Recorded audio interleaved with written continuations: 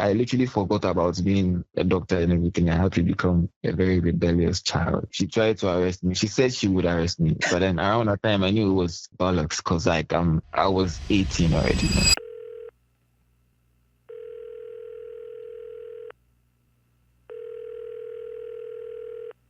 There is something about a phone call. No cameras, no studio, just two people, a connection, and whatever truth sits between them. I am Donald and this is On The Line. Today I called Olivetheboy. The young man who allowed his talents to convince his household now is sitting on some of Ghana's biggest streaming numbers with a green hair, a growing fan base, and a new single with medical that has got people talking. But before any of that, before Goodsin, before the cosigns, before the crowds, there was a boy who had to convince his own parents he wasn't wasting his life.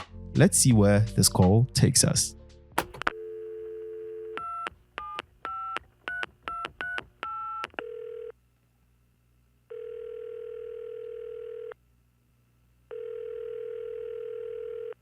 Yo, Olive, Charlie, what's good? Broski, not sure okay, well, Yeah, Charlie, I did cool, bro. How's your day been, Charlie? What have you been up to today? I just did school and Okay. So run things today. Did you have like a recording session today or something? oh no. All right, that's cool. Charlie, it's good to have you on the line. And I want to start off the conversation with, beginning your music journey and all that. How did your mom get involved when you decided you were going to start doing music? Was she in support of it from the get-go? Definitely not. Tell me about that. I'm curious. Quite frankly, I did not think of doing music. I was not a thing. Oh. So most of the time when people ask me, I say I probably was just supposed to. Yeah, way back in school, I had like a different vision. Oh, okay. Be a doctor and everything. Oh, really? And You wanted to be a doctor? Yeah. Wow, that'd be cool. This is the first time I'm actually here. Yeah, I mean, at first I wanted to be a pilot, and then I wanted to be a doctor. But like I settled with being a doctor. Oh, okay. So I was working towards that. I was like a science student and everything. Oh, back in high school and all that. Which high school were you? Local high school. Wow. So yeah, it'd be around that time with writing music and stuff. Okay, so that was like in high school. And how did you actually discover that this is what you can do, writing music and composing music and all that? Composing music. I knew about composing music like way before, like I was even a kid. 6, 5, 4, I knew about it because I had been listening to my mom's songs and that. Your mom had songs? Yeah, she had songs. I had to know about it, by force because I used to listen to the cassettes and stuff. So what genre was she actually involved in? Right. Oh, that'd be cool. When you discovered you wanted to do music and mommy wasn't approving the whole thing, how then did you keep creating when you knew like people at home weren't approving, the music trajectory you decided to take on? How did I navigate? I just decided to be a stubborn boy. I had to because I fell in love with music. I fell in love with being a musician. I fell in love with the fact that I could write music that people love. I literally forgot about being a doctor and everything. I had to become a very rebellious child. It was very necessary. Yeah, around like 2020 or 21 years. That was when I wrote my first EP. That was like my first ever project, Tangerine EP. Yeah, I've said it many times. She tried to arrest me. She said she would arrest me, but then around that time I knew it was bollocks because like I was 18 already, man. Yeah. So I don't know what was going to happen, but I felt like I had not told her anything. She just got to know that I was releasing. Interesting. But was there a moment you feared they might be right about you not doing music? No. Oh, okay. All right. Cool. So, like, was it the release of your Tangerine EP that gave them a deep preposition as to, my son is onto something, so let's allow him, take on that trajectory and see how it goes? Yes. I released it without telling them because if I had told them, they would not have allowed me to release it. Yeah. So right after that, the damage is done. What else can you do? It's out there. The music is out there. It's already out there. So and I mean, she saw the positive comments that were coming. The feedback was too positive to not make me do it. Sit down with the family, talk to them. I mean, the only thing they wanted was for me to be in school, and I feel like she feared me doing it because she did it before and it didn't really go well, So we sat down, we talked to them, tried to assure them that we're gonna. Yeah, I think every parent behaves like that because especially African parents. Yeah, especially African parents. You can't do you; they will do you for you. They will do you for you, yeah. I do understand that. That kind of resistance does something to a person. You either fold or you find a way to turn it into fuel.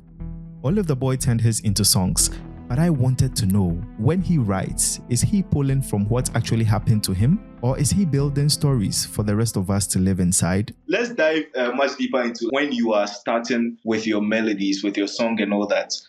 What is a real experience to you like? How does it begin when you are trying to create? What do I experience? Almost for every artist that I've worked with or I know, I mean, people work in different ways, but I think a lot of them work the same way that I work. Yeah. Aside a very tiny, difference. Start with the melodies. Brainstorm melodies, find the nicest melodies, and find a topic. Make sure that you're making sense out of the topic. Right. Right. Yeah. Okay, so amongst all the things you've written, amongst all the songs you've composed and it's out there, bangers upon bangers, we are listening to them and enjoying them. Which lyric yours feels like the most honest version of you? All of them.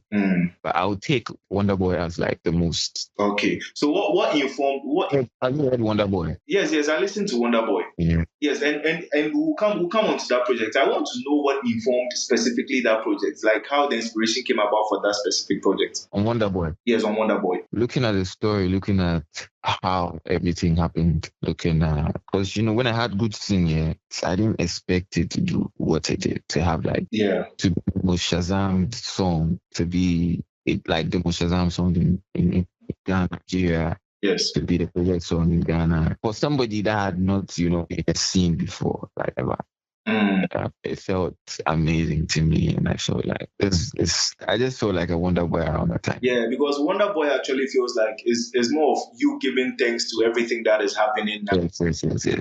As a creative, me like this, I also write poems, one or two. How do you navigate writer's block? Like if you want to be creative and all of a sudden, you have that edge, but it's still a blank sheet for you to work with. How do you navigate writer's block as a creator? Writer's block? Yeah.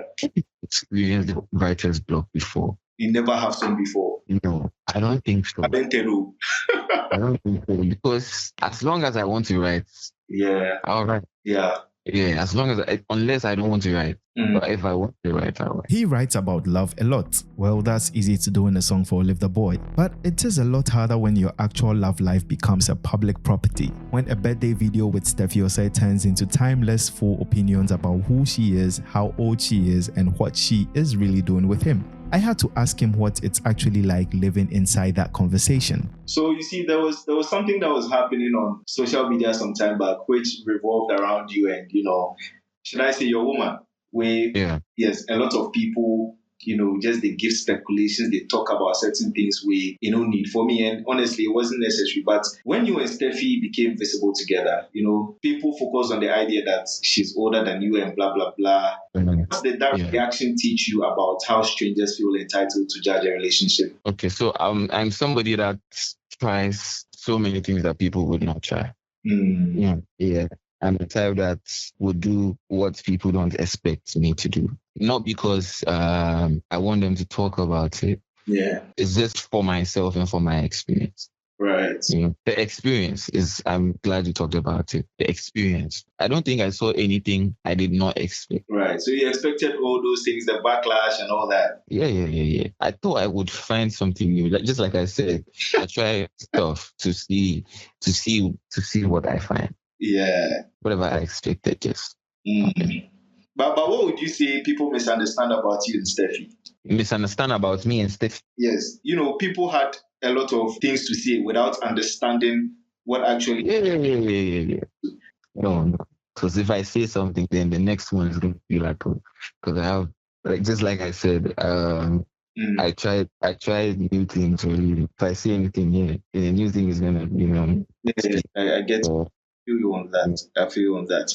So here's what got me. He said none of what people said online was actually new to him. He's heard all of that before. The assumptions, the ages, the theories. If anything, he was almost waiting for something original. Nobody gave him that. That kind of numbness to noise doesn't happen overnight. So I wanted to pull back even further, away from the songs, away from the relationship talk. Who is Olivetheboy when the music's not playing at all? You see, as a creator yourself, you have a personal life. How do you blend, your private goals and aspirations with music?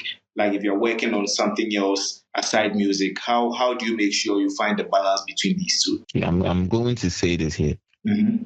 So I do music to be great, right?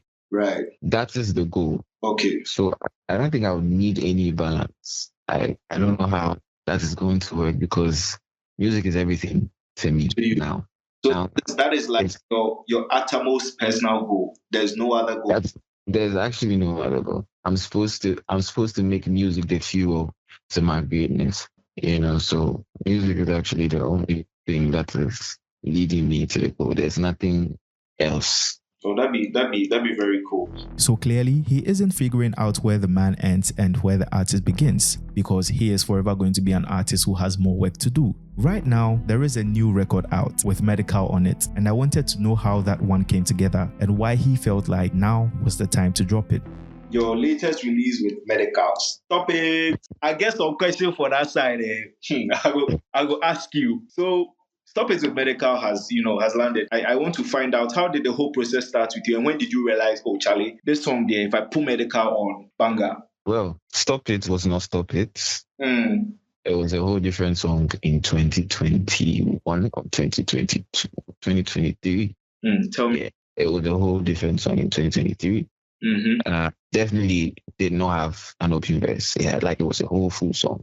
Yeah. One of those songs that you don't really talk about because you think you've outgrown the sound. Yeah. Right. So we're there one day. I was just there one day listening to the songs I have. We had a total, like a whole different plan for a different song supposed to come out instead of, Stop It. And listening to Stop It, it felt like a banger. It just needed some tweak, some 1-2 changes in like the stuff I said. And yeah, I kind of sat down, did that, teased the song online. Now I found it that the people liked the sound. Yeah. They loved it. Days after, we decided to drop it. But when you put a song into the system or when you distribute a song, yes, you give it some time. Yes, before it actually goes on. Yeah, so that you get support from the DSPs so that you can do playlisting, all those technicalities. Now, looking at leaving a song that's been teased days ago for like 3 weeks before you play it, you would need, let me see, an element of surprise, right? Yeah. So thinking about a song and thinking about the people I've worked with, people I've not really worked with, I'm like, no, Medical is actually fit for this one. If we want to give the people an element of surprise, Medical is like the right one. And I'll agree. So I came up, talked to him, and he found it, beautiful. So he jumped on it. What was the recording process like with Medical? Like, tell me about the feeling. Honestly, when I listened to the song, I was like, Charlie, if like I did a studio there, I just want to see the creative process behind this entire masterpiece. Because honestly, I don't even think Medical like really listened to the song before he came to the studio. He came to the studio like he has not even hit the song, and this one comes to that's his thing, just like that. That's what I don't think he even took him. I know she was right. It took him more than 30 minutes to get a song. Wow. Seriously. Charlie, that'd be crazy. But here's something special. I asked him about a particular line in that song. Now, I guess on personal agenda for this song inside, there was one thing you said in this song that I want to understand. What did I say? Edena Odimawa Ubedi. We are now economy so as your food. Tell me the upstairs. No, upstairs. Go upstairs. So you descend and go and drink the water. So I'll descend and come. Charlie. Yo.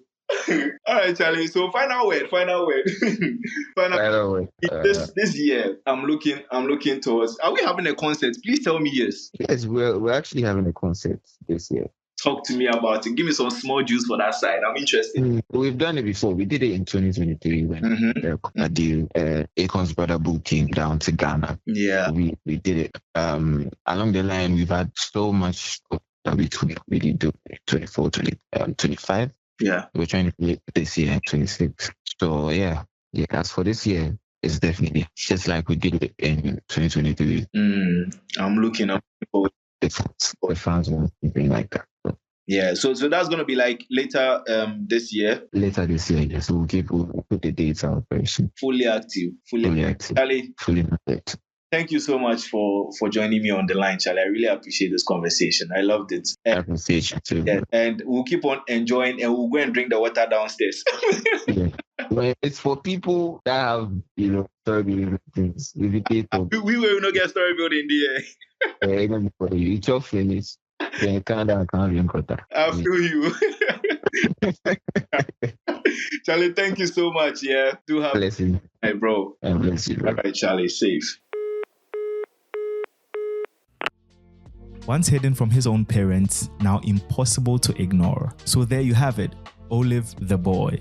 Writing songs that sit somewhere between memory and imagination, guarding a love story he didn't ask to be public, and still building something bigger than the last hit. That's what I love about these calls. You get the person behind the sound. If this conversation meant something to you, share it with someone who needs to hear it. Subscribe whenever you listen, follow the show, and I will catch you on the next one. Stay on the call.